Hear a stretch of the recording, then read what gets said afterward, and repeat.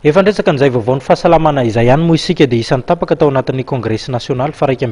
ny fikambanan'ny syndicat ny mpitsabo mpanampy sy ny mpapivelona ny tanterahana farany teo ny fananganana fotodrafitrasa lehibe atsotsika hoe palais des paramédicaux eto Antananarivo. Eo ampanatanterahana izany anefa dia tsy maintsy misy no entimanana ary anatanteraka tsipaipaika ireo mpikambana ao anatin'izany fikambanana izany.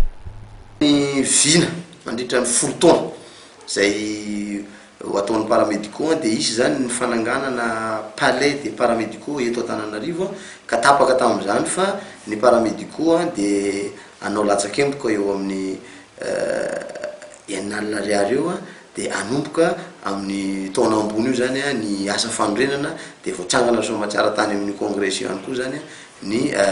komitin'ny fanorenana zany palais des paramédicaux zany izay ajoro eto Antananarivo zany io dia mba hanamaivanana ny fahasahiranan'ny paramédicaux rehefa miakatra aty Antananarivo mikarakara ny dossier sy ny ohatrohatr'izany zany hoe toerana fivanianana io toerana fivoriana toerana ihany koa isy karazana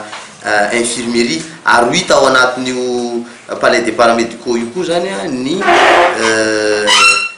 ny bureau ny ordre des infirmiers ny ordre sage-femme ny association ny syndicat